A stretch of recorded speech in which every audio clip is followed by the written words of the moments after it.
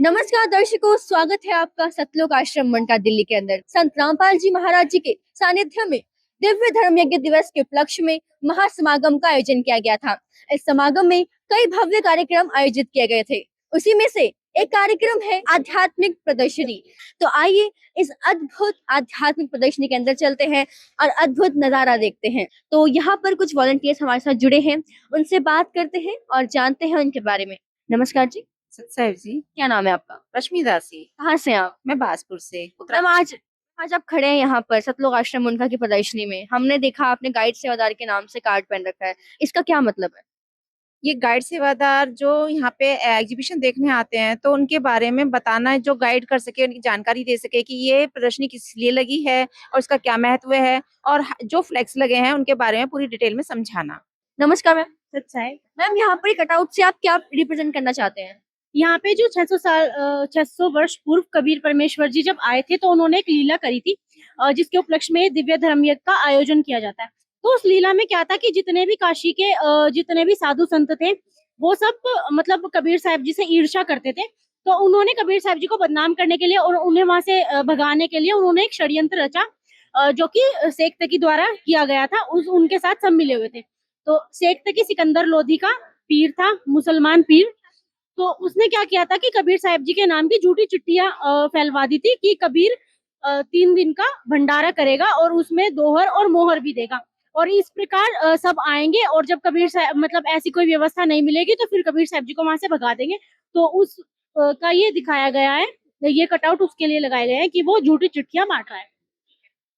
हाँ, जैसे कि हम देख सकते हैं यहाँ पर ये चिट्ठी भी पढ़ के दिखा रहे हैं। सादर निमंत्रण, आप जी को सूचित किया जाता है कि काशी के सेठ कबीर पुत्र नूर अली अंसारी जुलाहे कॉलोनी पर विशाल भंडारा करवा रहे हैं। तो दर्शकों, जैसे कि आप देख सकते हैं प्रॉपर एक चिट्ठी टाइप बनाई गई है कि सामने वाले को देखकर पता चले कि हाँ भाई सच में यहाँ विशाल भंडारे का आयोजन किया गया है।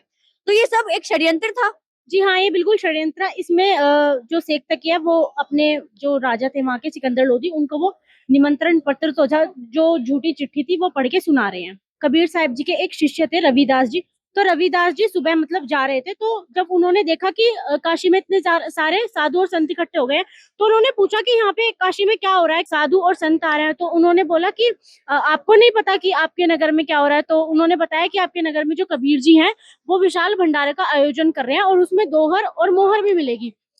तो उन्होंने बताया, तो जब रविदास जी ने पढ़ा तो वो थोड़े परेशान हो गए, और उसके बाद वो फिर अपनी कुटिया में जहाँ पे कबीर परमेश्वर जी थे उनके पास चले गए। यहाँ पर हम देख पा रहे हैं दर्शकों, जैसे कि आप देखिए एक बैल है और जिसको अच्छे से पूरा रेडी किया हुआ है एंड उसके पीछे बहुत सारे लड्डू हैं। तो ये क्या है? जी बिल्कुल, यहाँ पे एक बैल दिखाया गया है। एक बैल नहीं बल्कि 9 लाख बैल आए थे जो कि सतलोक से धरती पे उतारे थे। जब ये सारा षड्यंत्र हो गया तो कबीर साहब जी ने अपना दूसरा रूप बनाया केशव बंजारा का, और ये लीला करी कि जो केशव बंजारा है वो कबीर साहब जी का पगड़ी बदल मित्र है, और उन्होंने केशव बंजारा के रूप में आके और 9 लाख बैल वो अपने साथ लाए जो सतलोक से स्वयं उतरे थे नीचे, और उनमें स्वादिष्ट भोजन, लड्डू, जलेबी, पकवान खाना और खीर, पूरी, हलवा सब चीज उसमें मतलब 9 लाख बैलों के ऊपर लदे हुए थे। तो इस प्रकार इसमें दिखाया गया है कि वो जब वो केशव बंजारा जी अपने 9 लाख बैलों को लेके आ रहे हैं। और इसमें एक और जो दूसरा कटआउट में दिखाया गया है कि यहाँ पे आपको एक धारा बहती हुई दिखाई दे रही है, जलधारा। वो क्या था कि वहां पे जो पानी है वो स्वयं सतलोक से नीचे आ रहा था, और सब मतलब जो भी पात्र थे उनके उसमें भर रहे थे, और मतलब जहां जरूरत हो रही थी वहां पे उनको दिया जा रहा था। तो इसका एक उदाहरण ये भी है कि जैसे गंगा जी का पानी वो कभी खराब नहीं होता, तो ऐसे ही सतलोक का पानी है वो कभी खराब नहीं होता। और उसका एक मतलब प्रूफ है, जैसे गंगा का पानी है तो वो स्वयं सतलोक से मतलब आई हुई है, तो वो एक प्रूफ है उसका। और यहाँ पे जैसे आपको दिखाया जा रहा है कि यहाँ पे जो चौपड़ का बाजार था काशी का। जैसे आपने, वैसे आपसे पूछना चाहूंगी, आपने बताया कि झूठी चिट्ठी फैलाई थी, लेकिन यहाँ तो हम खुद देख रहे हैं या भंडारा चल रहा है बिल्कुल। ये कैसे संभव हो सकता है? जी बिल्कुल, क्योंकि वो कबीर परमेश्वर जी की लीला थी। वो स्वयं परमात्मा है और उन्होंने अपना दूसरा रूप बनाया और ये सारी व्यवस्था की। उसके बाद जितने भी साधु संत थे सब अपने अपने चेले चपाटों को लेके सब आ गए और वहां पे भोजन करा। और भोजन इतना स्वादिष्ट था कि वो वहां पे गुणगान कर रहे थे, और उन्हें इस लालच में कि जितनी बार भी भोजन करेंगे उतनी बार एक दोहर मिलेगी, और जो उनको सोने का वो मोहर होती है वो मिलेगी। तो उन्होंने मतलब इस लालच में कई कई बार भोजन किया, सिर्फ इसीलिए कि उन्हें ये सामान भी मिले। और वो भोजन इतना स्वादिष्ट था कि ना उनके पेट में दर्द हुआ, ना उनको मतलब कहीं फ्रेश होने की जरूरत पड़ी। जितने दिन 3 दिन वो भंडारा चला, तो वो ऐसा भोजन था कि वो खाने के बाद तुरंत ही मतलब अपने आप ही डाइजेस्ट हो रहा था जी। उसके बाद जब ये सारा वो प्रकरण देख के जो सिकंदर लोधी है, वो कबीर साहब जी की कुटिया में जाता है और कबीर साहब जी से कहता है कि वो गेट खटखटाता है और कबीर साहब जी को मतलब बुलाता है।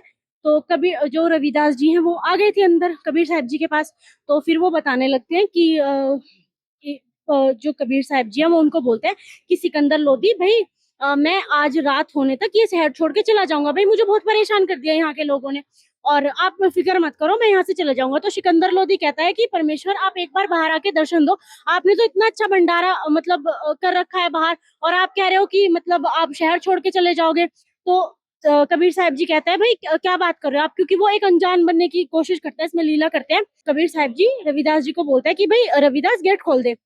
तो जब वो गेट खोल देता है तो सिकंदर लोधी आता है, और कबीर साहब जी जैसे ही मतलब कबीर साहब जी को वो सारा प्रकरण बताते हैं कि ऐसे ऐसे बहुत अच्छा भंडारा चला हुआ है, आपने तो मतलब मौज कर रखी है, और लड्डू पकवान खीर जलेबी सारी चीज मतलब ऐसे मतलब इतने अच्छे पकवान है, और आप कह रहे हैं कि आप मतलब झूठी चिट्ठी फिर के आपको परेशान कर रहे हैं, आपने तो मौज कर रखी है बाहर। तो सिकंदर लोधी ये सब जब बताता है तो वो कहता है कि आप एक बार बाहर भंडारे में चलो। वो कबीर साहब जी को बोलता है कि आप कुटिया से बाहर आओ और भंडारे भंडारे में चलो। तो जैसे ही कबीर परमेश्वर जी कुटिया से बाहर आते हैं तो आकाश से मतलब वो जो फूलों की वर्षा होने लगती है कबीर साहब जी के ऊपर, और चवर अपने आप होने लगता है कबीर परमेश्वर के ऊपर, जैसे मतलब उनका जो रूप है, मतलब जैसे वो वहां पे सतलोक में रहता है, जैसे उनके ऊपर चवर होता है, ऐसे वो ऑटोमेटिक चवर होने लगता है और फूलों की वर्षा होने लगती है। उसके बाद जब सिकंदर लोधी ये सब देखते हैं तो सिकंदर लोधी ये सारा मतलब उससे ये देख के दृश्य कबीर साहिब जी की कुटिया का दिखाया जा रहा है। हाँ जी, ये उनकी कुटिया के बाहर का दृश्य है। और उसके बाद सिकंदर लोधी जो होता है वो दंडवत प्रणाम करता है मुकुट सहित कबीर परमेश्वर जी को, और फिर कबीर परमेश्वर जी उनको आशीर्वाद देते हैं।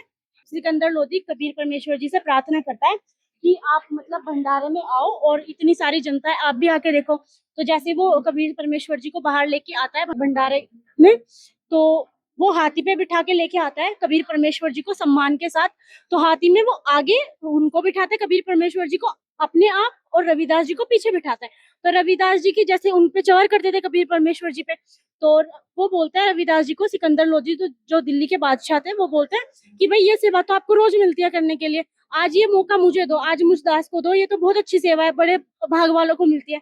तो इस प्रकार फिर सिकंदर लोधी मतलब हाथी पे बैठ के और कबीर साहब जी को लेके आते हैं और पूरे रास्ते उनके ऊपर चवर करते हैं। जैसे आपको इस कटआउट में आप देख रहे हैं, एक तरफ वो केशव बंजारा बैठे हैं और एक तरफ कबीर परमेश्वर जी बैठे हैं। कबीर साहब जी और केशव बंजारा जी इसमें ज्ञान चर्चा कर रहे हैं, उनको ज्ञान समझा रहे हैं। और मतलब कबीर साहब जी कहते हैं कि भाई आपने बहुत अच्छी व्यवस्था करी। तो केशव बंजारा बोलता है कि सब आपका ही किया हुआ है परमात्मा, ये सब आप ही मतलब कुल के सृजनहार है, तो ये सब कुछ आप ही ने किया है। कबीर साहब जी ज्ञान चर्चा करते हैं, सत्संग करते हैं, तो सब लोग प्रभावित होते हैं। तो जब वो जाने लगते हैं, जो केशव बंजारा होता है वो अपनी बैलों को लेके जा रहा होता है, तो सिकंदर लोधी और वो खड़े होके देखते हैं। तो क्या होता है कि बीच में जैसे गंगा जी होती है, तो गंगा जी के उस पार जब गंगा जी में जाता है तो गंगा जी का पानी नीचे हो जाता है और उनको जाने देता है। और जैसे ही वो गंगा जी पार करते हैं, ऐसे गंगा पूरी फ्लो में होके वो बहने लगती है, और देखते ही देखते वो सब गायब हो जाते हैं। और जब मतलब सिकंदर लोधी पूछता है कि ये सब क्या हुआ है, तो इतने में देखते ही देखते जो केशव बंजारा है और जो कबीर परमेश्वर जी है, क्योंकि 9 लाख बैल तो उन्होंने भेज दिए होते हैं, तो कबीर परमेश्वर जी और वो रह जाते हैं। तो देखते ही देखते दोनों एक रूप में मिल जाते हैं, और उसके बाद कबीर परमेश्वर जी बताते हैं कि मैं ही वो पूर्ण परमात्मा हूँ, और ये केशव जो है ये मेरा ही रूप है। मतलब ये एक लीला थी जो उन्होंने 600 वर्ष पूर्व काशी में की थी, जिसके उपलक्ष्य में ये भंडारा हो रखा है। जैसा कि हमने भी सुना है कि दिव्य धर्म यज्ञ दिवस के उपलक्ष्य में महासमागम का आयोजन किया गया है। तो ये था वो दिव्य धर्म यज्ञ दिवस। जी बिल्कुल, ये था वो दिव्य धर्म यज्ञ दिवस, जो कि अब संत रामपाल जी महाराज जी द्वारा मनाया जा रहा है। और ये भंडारा बिल्कुल वैसा ही है जैसा पहले 600 वर्ष पूर्व था। यहाँ पे बल्कि बहुत सारी चीजें आपको देखने को मिलेगी। सिर्फ भंडारा ही नहीं, यहाँ पे भंडारा भी है, रक्तदान शिविर भी है, काफी सारी चीजें आपको यहाँ पे देखने को मिलेगी। और सबसे ज्यादा जो अच्छी चीज है वो यहाँ पे है दहेज मुक्त विवाह की, जो आपको यहाँ पे देखने को आज भी मिली है। काफी सारे दहेज मुक्त विवाह हुए हैं, तो संत रामपाल जी महाराज जी के ये काफी अच्छे योगदान है जो कि हमें देखने को मिल रहे हैं। धन्यवाद जी। अच्छा है। दर्शकों और आगे चलते हैं और यहाँ पर पवित्र गीता जी के अनुसार शास्त्र अनुकूल तथा शास्त्र विरुद्ध साधना के बारे में बताया गया है। तो आइए यहाँ के सेवादारों से बात करते हैं और जानते हैं। नमस्कार जी। सत्सय, इस फ्लेक्स में क्या दर्शाया जा रहा है बताइए। जैसा कि आप यहाँ देख सकते हैं कि यहाँ पे ना इस फ्लेक्स में दो फोटो आपको दिखाई गई है। एक उल्टा लटका हुआ पेड़ है और एक सीधा प्लांट इसमें दिखाया गया है। दोनों में ही पानी डालते हुए दिखाया गया है। ऊपर कुछ श्लोक, गीता जी के श्लोक नंबर और एक वाणी लिखी हुई है। मैं आपको वाणी से एक बार क्लियर करती हूँ। जैसे ये वाणी है, कबीर अक्षर पुरुष एक पेड़ है, निरंजन वाकी डार, तीनों देवा साका है, वह पात्रोप संसार। हमारी जो गीता जी है, जिसको हिंदू धर्म में बहुत ज्यादा पवित्र ग्रंथ माना गया है, तो इस गीता जी के अध्याय नंबर 15 के श्लोक 1 व 2 और 16-17 के आशय में स्पष्ट किया गया है कि जो तत्वदर्शी संत है उसकी क्या पहचान है, पूर्ण संत है उसकी क्या पहचान है। तत्वदर्शी संत वो होता है जो इस उल्टे लटके हुए वृक्ष को पूरी तरह से इसकी जड़ से लेके तने तक हर चीज अच्छे से अलग अलग करके भक्ति मार्ग के उसमें समझा सके। जैसा कि यहाँ पे आपको दिखाया गया है कि उल्टा लटका हुआ वृक्ष है, इसमें 3 शाखाएं निकली हुई है। इसकी पत्तियों को जड़ के रूप में दर्शाया गया है। 3 शाखाएं निकली है, शिव तमगुण, विष्णु सतगुण और ब्रह्मा रजगुण। इसके अंदर हमें यह दर्शाया गया है कि हम जो भक्ति साधना कर रहे हैं, जैसे कि समाज में हिंदू धर्म में और अन्य धर्मों में जो भक्ति साधनाएं फैली हुई हैं, शास्त्रों के अनुकूल नहीं है।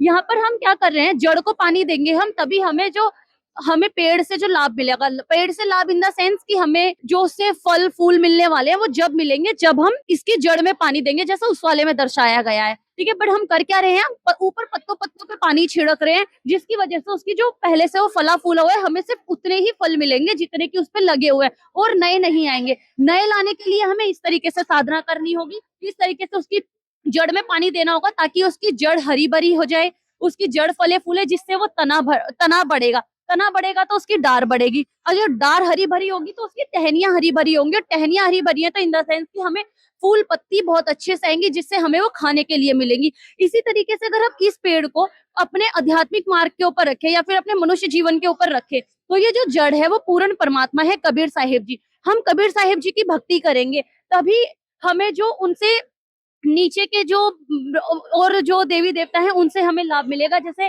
तना है, यहाँ पे दर्शाया गया है, अक्षर पुरुष है जो वो तना है, अब ये हमें लाभ देंगे। ये लाभ कब देंगे, जब हम जड़ की पूजा करेंगे, और जड़ की पूजा करने से हमें इसका लाभ मिलेगा।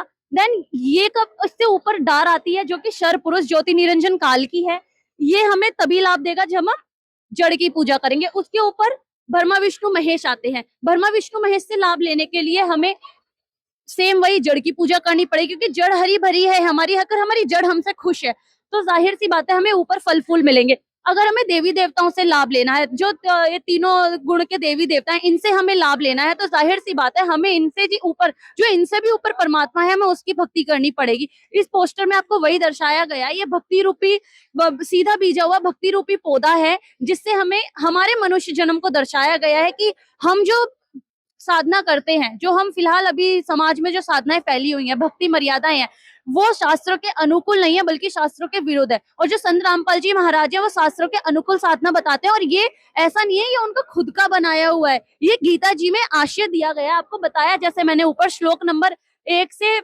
2 का श्लोक और आशय 16-17, इसमें आपको पूरा बताया गया है, ये वेदों से प्रमाणित ज्ञान है।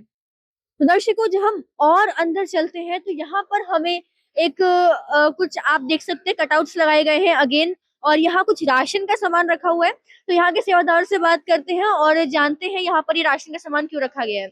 मैम इसके बारे में थोड़ा बताएं। आप जैसे यहाँ देख रहे हैं, बहुत बड़ा बड़ा लिखा भी गया है, कलयुग में सतयुग का आगाज। तो इसको लिखने का रीजन क्या है कि जैसे कलयुग चल रहा है, लोगों के पास पैसे की कमी है, इतनी गरीबी इतनी ज्यादा, स्पेशली हमारे इंडिया में इतनी ज्यादा गरीबी है कि लोगों के पास है ना एक टाइम का खाना खाने तक के भी पैसे नहीं होते। तो उनके, वो खुद तो भूखे रहती हैं, इवन उनके घर पे बच्चे भी भूखे सो रहे हैं। अगर वो पूरा दिन काम नहीं कर रहे तो रात को नहीं पता उनको रोटी मिलेगी या नहीं। तो इसी चीज से जो परिवार जूझ रहे थे, स्पेशली हरियाणा, राजस्थान, यूपी हो गया, आसपास के जो इलाके हैं उनमें, तो वहाँ जो हमारे गुरुजी हैं, उन्होंने जेल धाम में एक लेटर पढ़ा था, न्यूज़पेपर पढ़ा था, न्यूज़पेपर में एक न्यूज़ पढ़ी थी कि एक व्यक्ति ने अपने बच्चों को, अपने परिवार को जहर दे दिया और वो मर गए, और अंत में वो उसने खुद भी जहर खा लिया और वो भी मर गया। देन वो उसका रीजन क्या था, क्योंकि उसका रीजन ये था कि उसको इतना भी नहीं था कि उन्हें कभी खाना मिलता था, कभी नहीं मिलता था, ठीक है। देन उसके बाद फिर गुरुजी थोड़ा परेशान हुए, तो देन उन्होंने उसके बाद एक मुहिम चलाई, अन्नपूर्णा मुहिम, जिसका नाम है ऐसे परिवार जिनमें ऐसी स्थिति है, उन परिवारों के लिए आदेश है कि आप, कोई अगर समाज में ऐसा परिवार है तो एक बार सतलोक आश्रम में या सतलोक आश्रम से जो लोग जुड़े हुए हैं उनको एटलीस्ट एक बार तो बताएं, हमसे जितना बनेगा हम उनकी हेल्प करेंगे। और संत रामपाल जी महाराज जी का आदेश है कि उनके घर में उनको राशन प्रोवाइड कराया जाए, जिनके पास खाने का नहीं है उनको राशन दिया जाए, जिनके पास कपड़े नहीं है उन्हें कपड़े दिए जाएं। ये नहीं है कि कपड़े पुराने दे रहे हैं, नए कपड़े खरीद के उनको दिए जा रहे हैं, उनकी पसंद के कपड़े दिलाए जा रहे हैं। कोई बीमार है, इलाज नहीं करवा पा रहा, बड़ी बीमारियां होती हैं जैसे पैसे की कमी के चलते इलाज नहीं करवा पाते, उसको इलाज कराने से बेटर वो मरना समझते हैं, तो इसके लिए उनको है कि दवाइयां दी जाए, उनका इलाज कराया जाए, अच्छे से अच्छा इलाज उनको प्रोवाइड कराया जाए। देन उसके बाद उनके बच्चे हैं, पैसे की कमी के चलते ना इलाज करा पा रहे हैं, ना बच्चों को शिक्षा दिलवा पा रहे हैं, तो उनको शिक्षा दिलवाई जा रही है, उनके बच्चों का अच्छे से अच्छे स्कूल में एडमिशन कराया जा रहा है, उनकी शिक्षा का जो एजुकेशन है उसका पूरा खर्चा उठाया जा रहा है, उनकी फीस पे करी जा रही है। देन उसके बाद उनके जैसे बहुत सारे घर ऐसे होते हैं, उनके पास जमीन तो है पर उनके पास घर नहीं है उस जमीन के ऊपर रहने के लिए। मैं भी आपसे ये पूछना चाहती हूँ, जैसे हमने पीछे देखा राशन की फोटो लगाई थी वहां पे, और राशन आपने बताया दे भी रहे हैं, और कपड़े कपड़े भी दे रहे हैं, और मेडिसिन भी दे रहे हैं, बट मकान कौन बनवा के देता है? यहाँ मकान की फोटो है, घर की फोटो है, क्या ये सच में? ये चीज है ना, देखिए समाज में बहुत बड़ा अचंबा है, क्योंकि हमने ना ये चीज सुनी है, जैसे कि सरकार को भी हम गुहार लगाते गरीबों के मकान बनवाए, ठीक है। क्या होता है, वो झुग्गी झोपड़ियां बनवा देती है, पर ये जो मकान है ना, एवन क्वालिटी का सामान इन घरों के अंदर लगा, इवन हम अपने घरों में भी इतना महंगा और इतना अच्छा सामान लगाने के बारे में सोचते हैं, बहुत कम होते हैं जो लगवा पाते हैं। बट यहाँ पे संत रामपाल जी महाराज जी ने जो घर बनवाए हैं वो इतने एवन क्वालिटी के घर हैं कि आने वाली पीढ़ियों के लिए ना वो एक एग्जाम्पल रहेगा कि संत रामपाल जी महाराज जी द्वारा बनवाया गया था। आपको कभी मौका मिले तो आप उन घरों में विजिट करिएगा। ये खबर हमने भी सुनी थी कि संत रामपाल जी महाराज जी को आज से कुछ समय पहले हरियाणा के महम चौबीसी की खाप ने सम्मानित किया था, तो उसका ये प्रमाण भी है। तो आइए इसके बारे में भी डिटेल में जानते हैं। संत रामपाल जी महाराज जी ने बहुत सारे ऐसे गांव को जो है, बाढ़ पीड़ित जो गांव थे उनकी जो है मदद की थी, जिससे जो है हमारी जो फसल, कहते हैं कि किसान जो होते हैं वो देश की रीढ़ की हड्डी होती है, तो अगर हम जो किसान जो है बीज नहीं बोएंगे तो हम क्या खाएंगे। तो संत रामपाल जी महाराज जी ने किसानों के जो फसल है उनमें से उस ताकि वो सुरक्षित रहे, इसके लिए उन्होंने मदद करी है, जिसके लिए मानवता रक्षक सम्मान संत रामपाल जी महाराज जी को दिया गया है। तो दर्शकों, अगले फ्लेक्स की ओर बढ़ते हैं। यहाँ पर हमें संत रामपाल जी महाराज जी के मुख्य उद्देश्य के बारे में जानने को मिलेगा, तो इनके सेवादारों से ही जानते हैं। मैम, मुख्य उद्देश्य क्या है संत रामपाल जी के, बताएं। संत रामपाल जी महाराज के मुख्य उद्देश्य हैं सज्जन समाज में सत भक्ति प्रदान करना, यानी सत भक्ति यानी हमारे वेदों शास्त्रों से भक्ति बताना। इसके बाद लिखा पाखंडवाद। पाखंडवाद क्या होता है? पाखंडवाद ये होता है जैसे कि और धर्मगुरु बताते हैं ना, मतलब बकरा चढ़ा दो या फिर ये चढ़ा दो, दारू चढ़ा दो भैरव बाबा को, तो इसे पाखंडवाद कहते हैं, जो संत रामपाल जी महाराज इसका विरोध करते हैं। युवाओं में नैतिक और आध्यात्मिक जागृति करना, यानी लाना, जैसे कि हम लोग हैं, जैसे कि हम आजकल के युवाओं का क्या काम रह गया है? कमाना खाना, बस यही है कि पढ़ना है हमें, कमाना है हमें, खाना है। हम जो युवाएं हैं उसको हम भक्ति की तरफ रहते ही नहीं है, मुड़ते ही नहीं है। तो संत रामपाल जी महाराज ने युवाओं में जागृति लाई है, जैसे कि हम में है, और भी लोग हैं पढ़े लिखे हैं, ज्ञान को समझेंगे और आएंगे। समाज से दहेज रूपी कुरीति को जड़ से खत्म करना। तो जैसे कि मैं खुद एक बड़ा एग्जांपल हूँ, मेरी यहाँ रमैनी हुई है, मेरी तरफ मेरे से कोई भी 1 रुपए का भी दहेज नहीं लिया गया है। मैं सिर्फ 2 जोड़ी कपड़े में आई हूँ अपने ससुराल में। तो ऐसा क्या है कि दहेज से काफी लड़कियां जो हैं उनको मार दिया जाता है, या वो सुसाइड कर लेते हैं, इतना मतलब उनको उनके प्रताड़ित किया जाता है। तो इसी भी संत रामपाल जी महाराज इसका विरोध करते हैं और इसे हटा रहे हैं पूर्ण तरीके से। और समाज में हर प्रकार के नशे को दूर करना। संत रामपाल जी महाराज के जो भी शिष्य हैं वो किसी प्रकार का कोई नशा नहीं करते हैं, इवन टच भी नहीं करते हैं।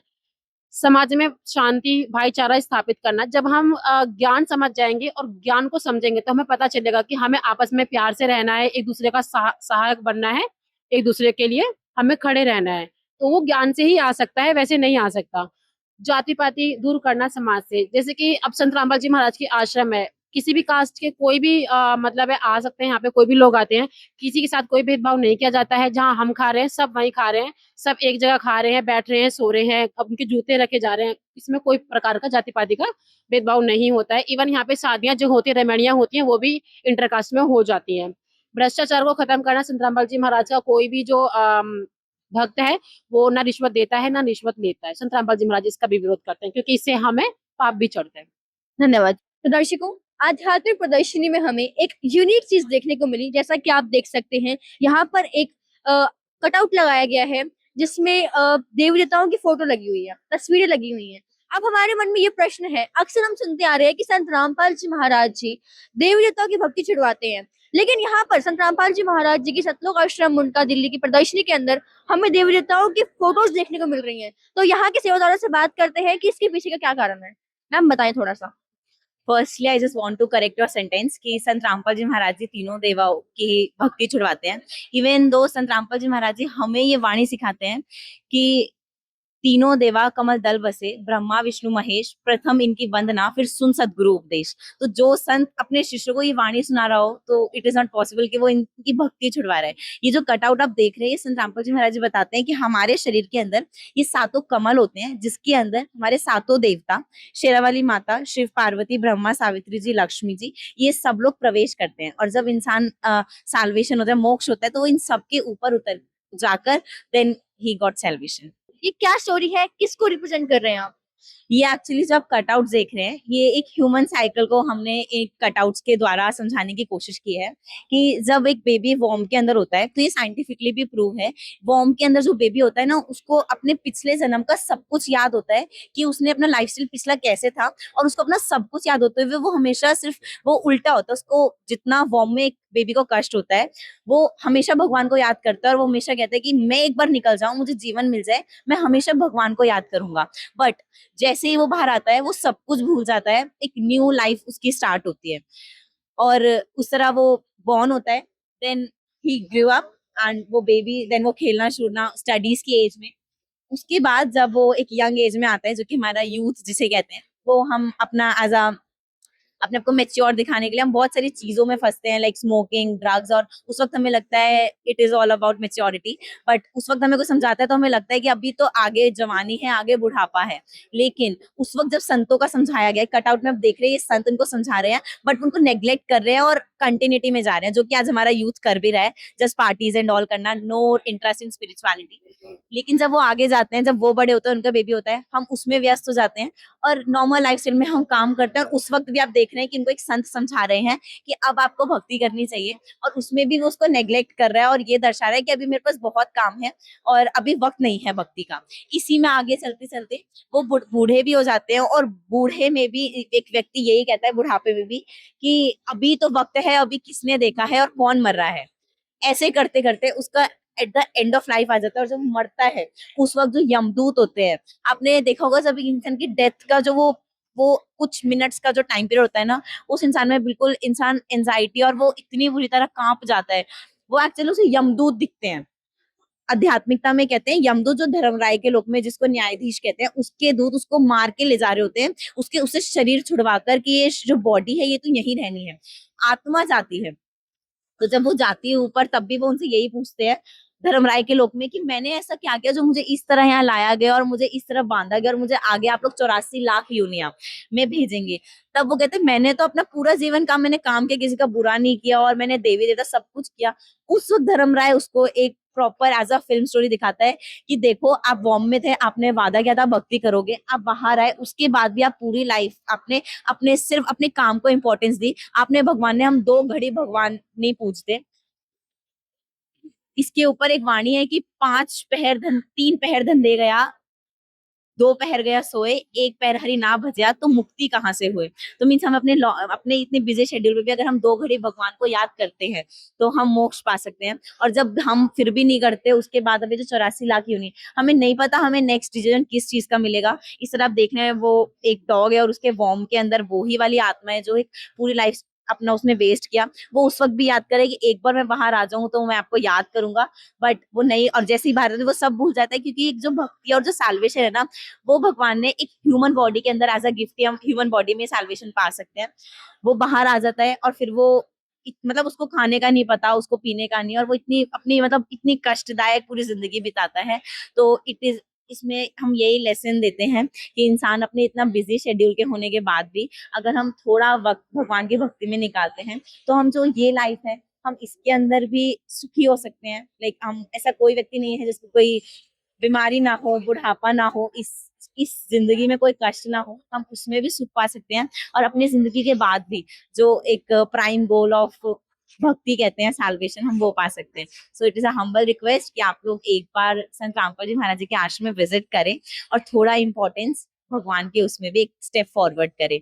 Because there is a line of Kabir ji, जैतू चाले एक कदम, मैं चालू 60, और जैतू हो जा काट का, तो मैं लौकी लाट। आप एक कदम बढ़ाओगे तो भगवान 60 कदम बढ़ाते हैं। So please initiate that first step. Thank you very much. ऐसी और खबरें जानने के लिए हमारे साथ बने रहिए। आप देख रहे हैं सतलोक आश्रम का दिल्ली। मैं स्नेहा, धन्यवाद।